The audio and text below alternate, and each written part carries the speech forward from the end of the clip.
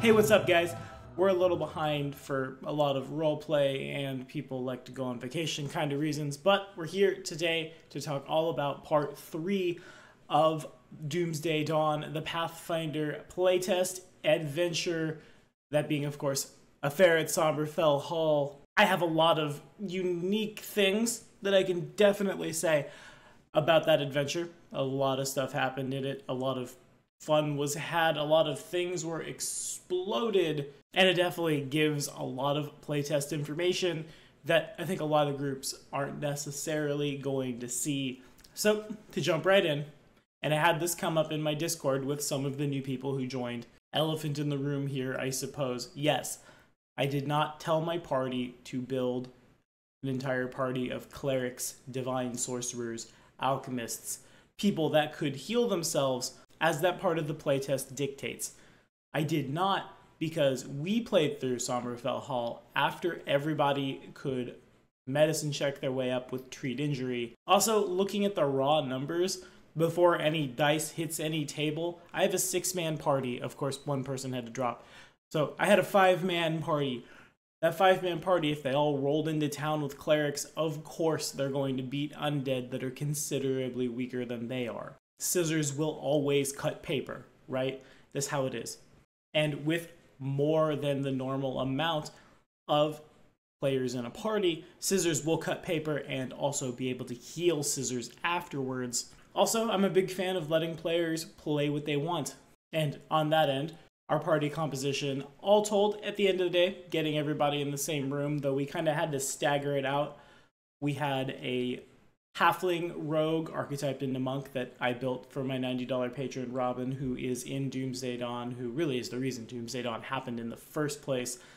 Human rogue, half-orc alchemist, and then our 2 new players, human sorceress, half-elf cleric. That sorceress, of all things, being neutral evil, and I definitely kind of like felt my stomach drop a little, I'll say, when we're starting to introduce our characters, and Dan's like, I'm playing Sonya Bluecrow. She's neutral evil. I'm just, oh, okay, this will be good. But Dan played her very well. Dan did not play a character that was disruptive to the party, though kind of disruptive to the adventure, but we'll get to that. Speaking of this adventure, if you're looking to test out the playtest, or if you need just like a 1 or 2 shot campaign, really, I honestly feel that A Fair at Somberfell Hall is put together just for that purpose. I really liked it, and I intend to use it again. Maybe in the Pathfinder playtest, maybe in 1st edition, maybe in an entirely different rule system, because this kind of play, the defend a mansion from hordes of the undead, and that is what you do. Handful of level 7 characters protect a dude whose brain has been invaded by the Dominion of the Black, and they want to take his brain and do terrible occult things with it. But this adventure can be played like a million different ways. For example, like I said, we had to stagger some people coming in. Chewy had internet connection issues. Eric, who played the cleric, can't make that one up, literally got hit by a drunk driver before session 1, and so when he was a no-show, we all kind of assumed that he had just dropped, and then we figure it out. So take all of that and add in my attenuation issues in the 2nd episode and my failing to unmute myself on OBS in the 1st episode, and this whole thing was super cursed, but it was a lot of fun too.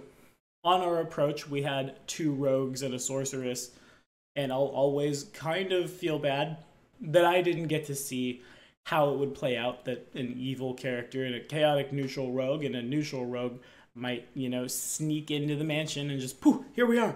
Because I think that would have been hilarious. But neither here nor there. The first stage of A Fair at Somberfell Hall is investigation. The Order has called you to Somberfell Hall to pick up Dr. Verud Ossilar, and the good doctor's sick, and it's the investigation that shows the players the nature of this illness.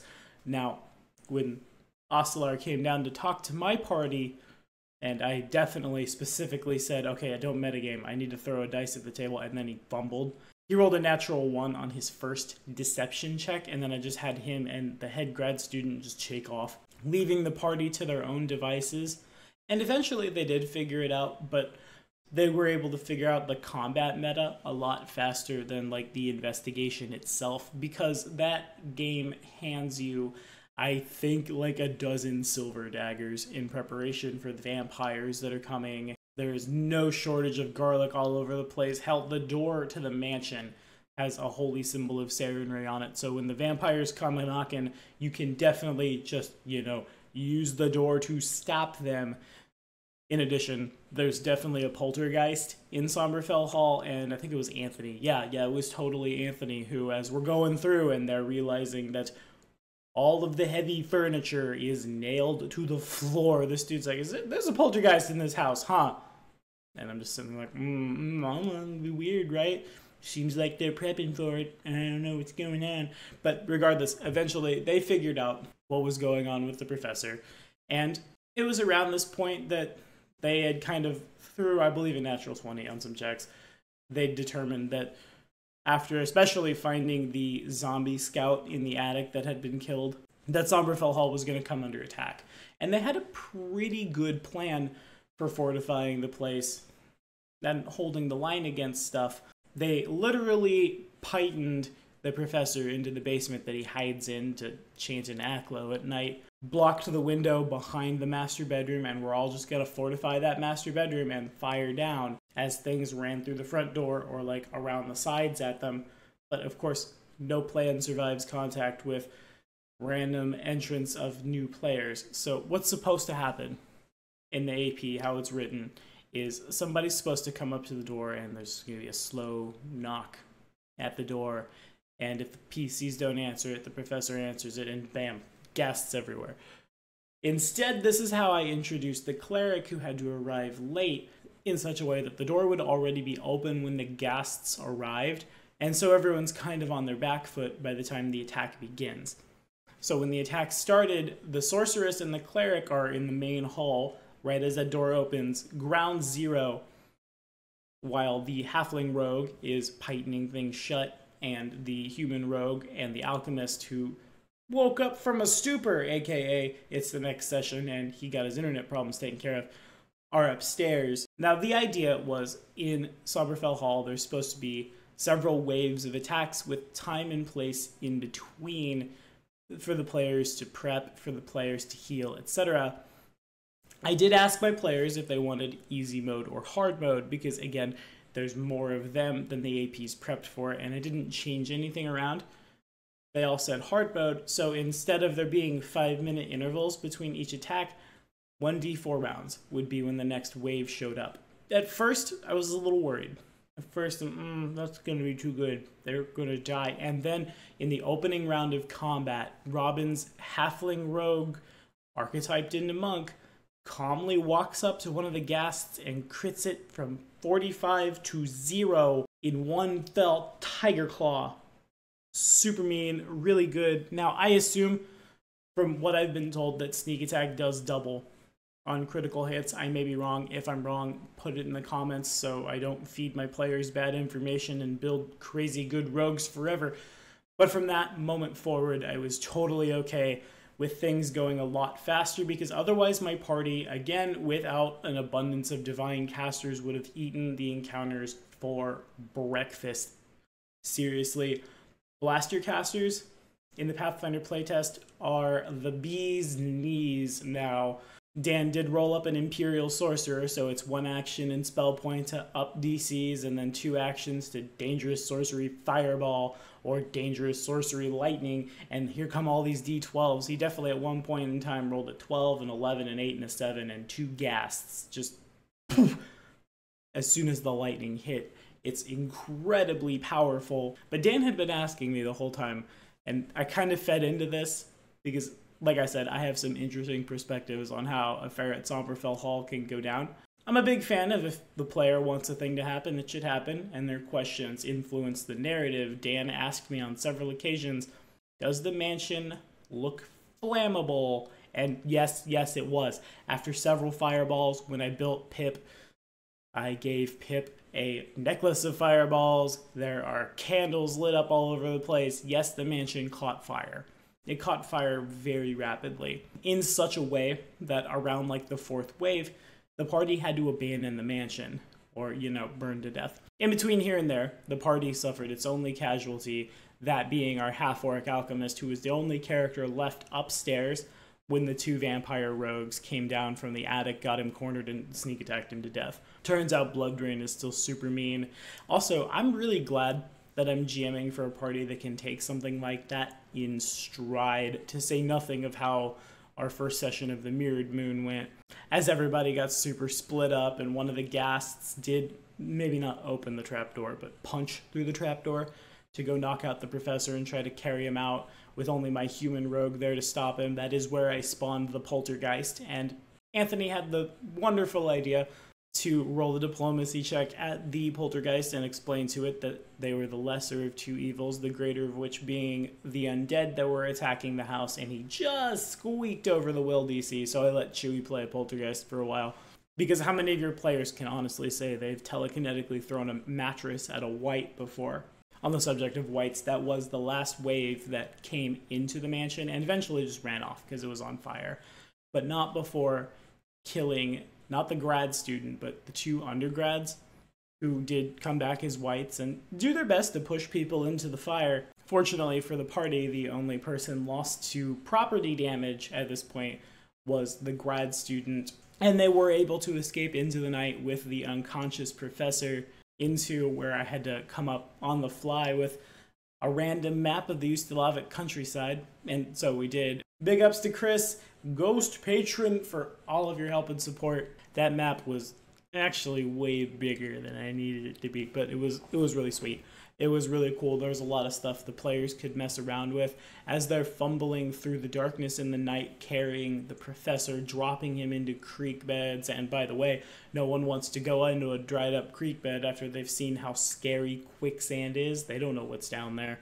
There's a lot of acrobatics over trees, where meanwhile, the rest of the undead horde is waiting for them in this forest. The zombies, of course, at Challenge 0 were not hard to just crit to death, but I feel like the shadows were at least scary. We started our 3rd and final session. Oh, by the way, it took us this many sessions to get through. An hour late due to some scheduling conflicts, and we went till like 1 a.m.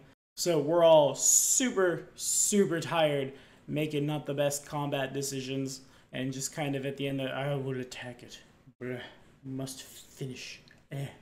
So I'm not sure how effective the hordes of zombies, remaining vampire rogues, and at this point the party was able to pull the garlic out of the bag of holding and actually use it to good effect.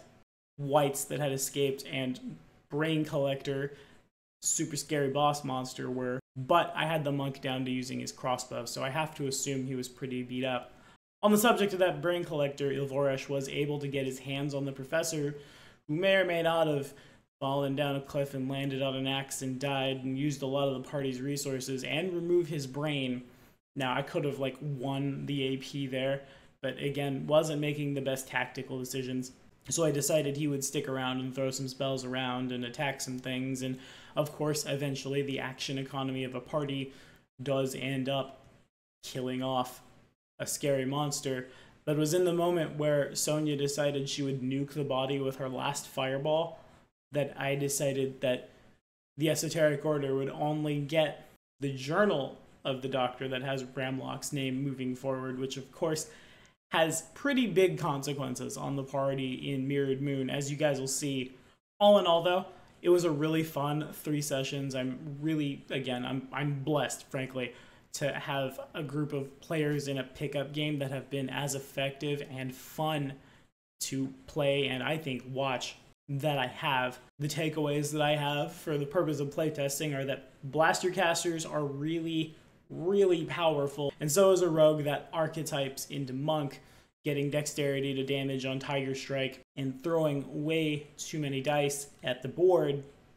Also, it does seem to me that encounters in the playtest are a little skewed either to here or to here. If here is this is a good challenge, we are challenged here.